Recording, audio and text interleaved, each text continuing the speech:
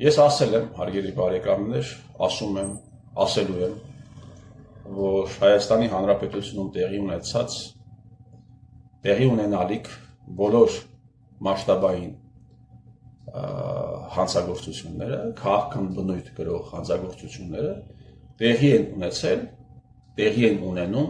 տեղի են ունենալու ազգային անվտանգության ծառայության միջոցով։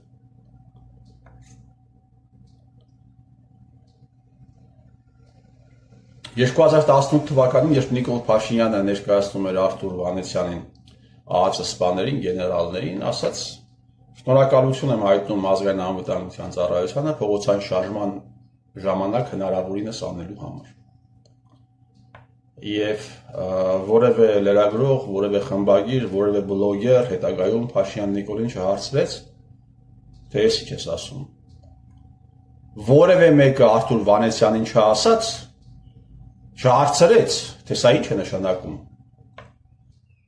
Որևէ մեկը Գեորգի Կուտոյանին հարց չտվեց, թե ինչով եք դուք օգնել փողոցային շարժմանը, չէ՞ որ դուք պիտի առաջին հայացքից եւ երկրորդ եւ ութերորդ այդ ամենը կանխեիք։ Չէ՞ որ դուք պիտի կանխեիք այն առերևույթ հանցագործությունները, որոնք տեղի էին ունենում։ 2019 թվականին, հարգելի բարեկամներ, Կարեն Դեմիրճյանի ընտանիքի փաստաբանը հարցազրույց տվեց Ամեկ+-ին, որտեղ մոտավորապես է մեջ բերում խոսքը, ուղիղ ասաց. Նայիրի Հունանյանը եղել է ազգային անվտանգության ծառայության գործակալ, Նայիրի Հունանյանը աշխատել է ազգային անվտանգության ծառայության հետ։ Եվ սա եւս կարծես թե պիտի առաջացներ ցունամի Հայաստանի Հանրապետության ներքաղաքական, այսպես կոչված, կամ ներգավառական միջավայրում, դաշտում, դաշտավայրում, բայց ելի այդ հանցագործությունը ընդհանրապես, այդ հարցազրույցը ընդհանրապես, հարցազրույցի այդ ֆրագմենտը մասնավորապես տրվեց լռության, խմբագիրների, լրագրողների, բլոգերների միջոցով։ Հայաստանի Հանրապետությունում քաղաքական դաշտը բաժանված է երկու մասի, կա իշխանություն, կա այսպես կոչված ընդդիմություն, որտեղ տոն են տալիս ազգային անվտանգության ծառայության գործակալները։ Դատաիրավական համակարգը, կան դատավորներ, հիմնականում ԱԱԾ-ի ենթակայության տակ աշխատող, կան դատախազներ, էլի նույն կերպ, կան փաստաբաններ, որոնք նույնպես, ես որպես կանոն, իհարկե կարող են լինել բացառություններ, բայց ես խոսում եմ օրինաչափությունների մասին Հայաստանի Հանրապետությունում։ Ենթարկվում են այդ մարմին, հիշում եք, չէ՞, 2018 թվականին այդ գաղտնալսման ժամանակ ազգային անվտանգության ծառայության տնօրենը ինչ էր ասում, ինչ էր պատմում,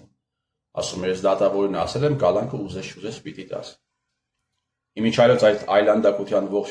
ընթացքում,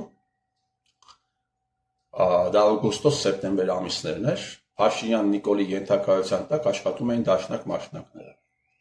Եվ նրանք այնքան աշխատեցին Փաշինյան Նիկոլի ենթակայության տակ, մինչև հոկտեմբերի 2-ը տեղի ունեցավ, եւ Փաշինյան Նիկոլը դրանց շլինքներից վերցեց եւ ուղղակի շպրտեց իր կաբինետից դուրս։ Հետո Արմեն Ռոստոմյանը պիտի իր բրիֆինգի ժամանակ ազգային ժողովում ասեր, թե իրենք ինքնակամ են դուրս եկել Նիկոլ Փաշինյանի կաբինետից, բացարձակ սուտ։ Այսպես է գործել ազգային անվտանգությունը Հայաստանի Հանրապետությունում, այսպես գործում է եւ այսպես գործելու է։ Տարիներ շարունակ ազգային անվտանգության ենթակայության տակ գործակալ աշխատածը հեղափոխություն է իրականացնում Հայաստանի Հանրապետությունում, ճակերտավոր, հա, եւ որևէ մեկ Արարատ Միրզյանին չի ասում, արդեն հաստատված գործակալին չի ասում, թե քո օպերով քեզ հավաքագրել էր, այդ իրավունքը քեզ տվել էր, որ դու դուրս գայր հեղափոխություն աներ, թե այս օպերն էր հրաման տվել դուրս գալ եւ իրականացնել հեղափոխություն։ Իսկ ինչու տեղի ունեցավ այդ բեմականացումը հեղափոխական փաթեթավորումով, արդեն երևի բոլորին է պարզ, երկու քտիծակ ունեցողը, մի քիչ ֆայմ ունեցողը, այսինքն արդեն հասկացել է, որ խնդիրը Արցախն էր, խնդիրը Ղարաբաղն էր, կեղտոտ գործ կար անելու, ընտրեցին ամենանենգ գործակալներին։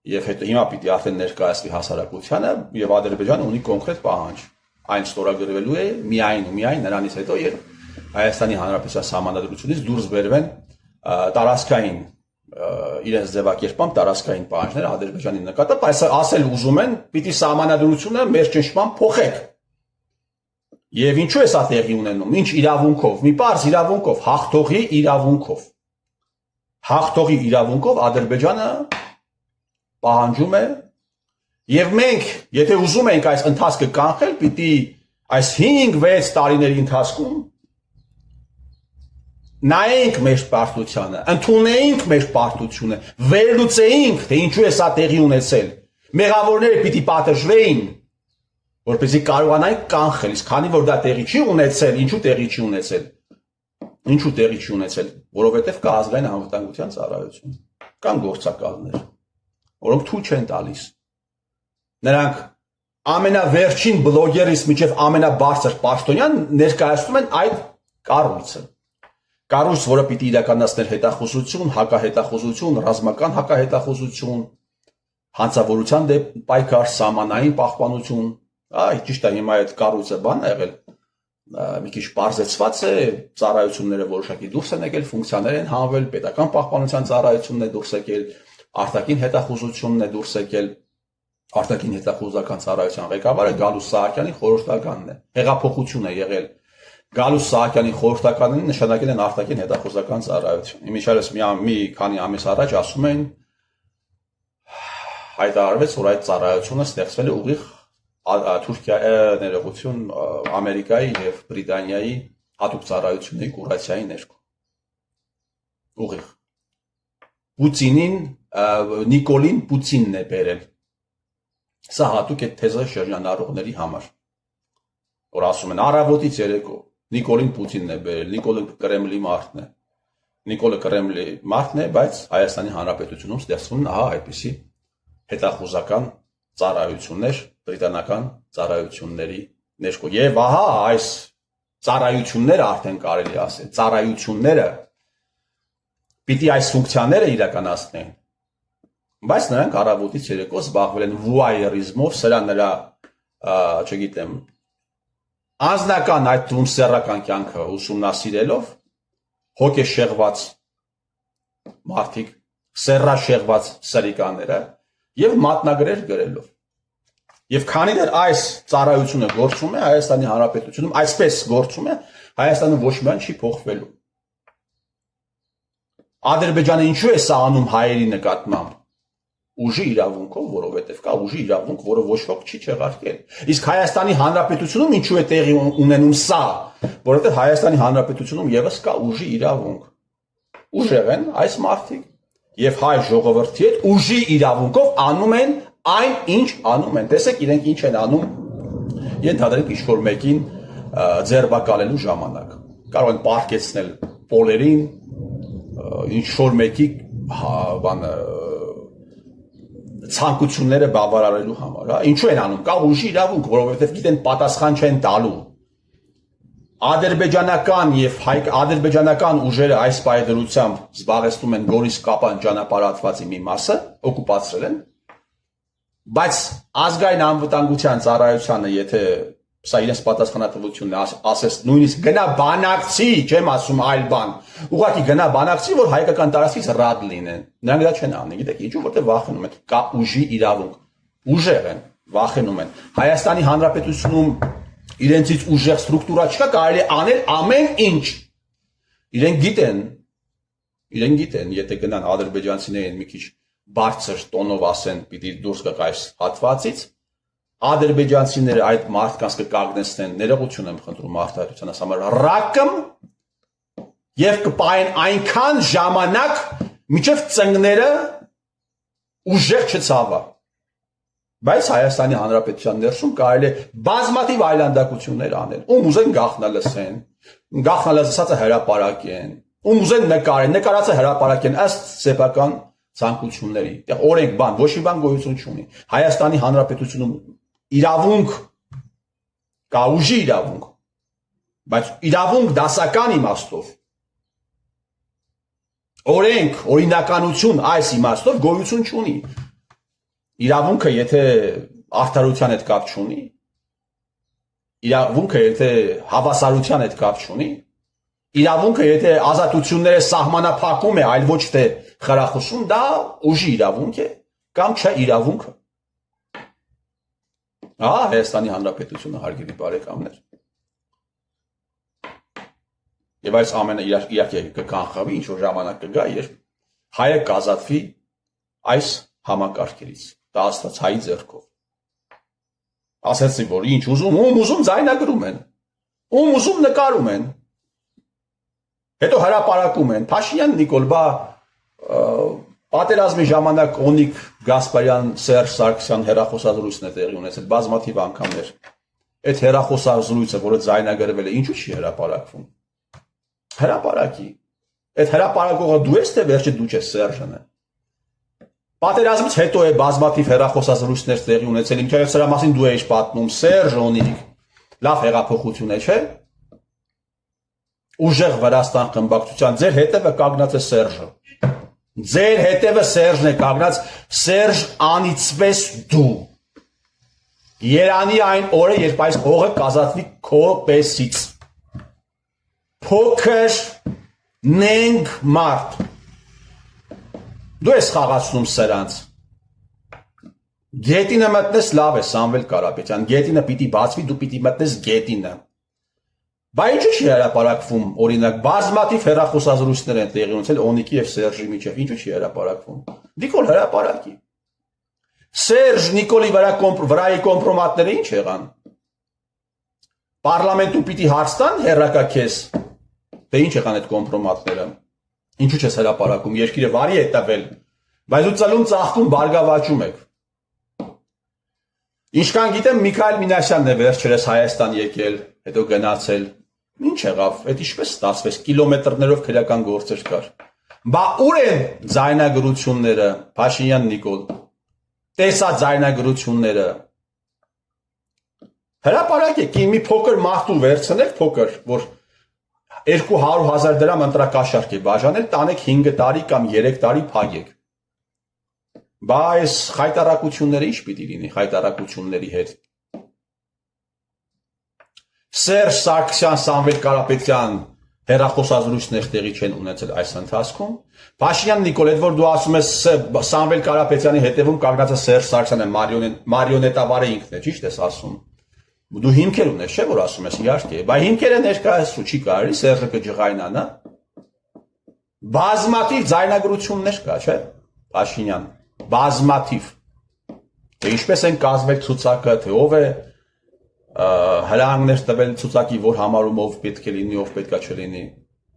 Ուղիղ միջնորդավորված Սերժի հետ հրապարակի թող մարդիկ իմանան, չէ՞ որ ժողովրդավարական երկիր են, իսկ ժողովրդավարական երկրում մարդիկ իրավունք ունեն իմանալու այն process-ները, որը վերաբերվում է ուղիղ իրենց։ Հրապարակեք։ Չեք հրապարակի, հրապարակեք միայն բանվոր դասակարգի մեջ տեղի ունեցած հեռախոսազրույցները, բանվորների մեջ տեղի ունեցած, գյուղացիների մեջ տեղի ունեցած։ Նրանց ղեկավարները ապահովագրված են ու այս հալով դուք ուզում եք Կարլ Յասպերս, հարգելի բարեկամներ, մի այսպիսի հրաշալի փիլիսոփա է եղել, խոսել է պատերազմից հետո երկրորդ համաշխարհայինի պատասխանատվության մասին, պատասխանատվությունը բաժանելով 4 մասերի եւ այստեղ երրորդ մասը վերաբերվում է մորալ պատասխանատվությանը, բարոյական պատասխանատվությանը։ Ուշադիր լսեք ազգային անվտանգության ծառայության սպաներ, ազգային անվտանգության ծառայության գործակալներ կամ ինչպես ժողովուրդն է ասում ազգային անվտանգության ծառայության բոզեր։ Ուշադիր лесեք, այս երրորդ հատվածը վերաբերվում է ձեզ։ За действия, которые я всегда совершаю как данное отдельное лицо, я несу моральную ответственность, причем за все действия, в том числе и за политические и военные, совершенные мной. Нельзя просто сослаться на то, что приказ есть приказ. Поскольку преступления остаются преступлениями и тогда, когда они совершены по приказу. Каждое действие подлежит и моральной оценке.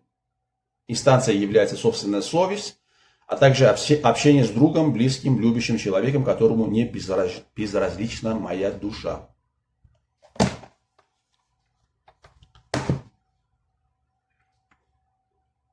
Քաղաքական պատասխանատվություն եք դուք կրում, քրեական պատասխանատվություն եք կրում, մորալ պատասխանատվություն եք կրում, ինչի մասին ասում է Յասպերսը, եւ նաեւ մետաֆիզիկական պատասխանատվություն եք կրում։ Եվ կգա այն օրը, երբ դուք կզգաք ուղակի ձեր մաշկի վրա, թե դուք ինչ եք արել, թե դուք ինչ եք արել։ Յասպերսը 12 տարի զրկված լինելով իր բոլոր կոչումներից պայքարեց նեմեսների հետ կեղտոտ ռեժիմի դեմ եւ հաղթեց։ Մենք էլ ենք հաղթելու ձեզ։ Մենք ձեզ հաղթելու ենք։ Ես ձեր տիրոջ մերը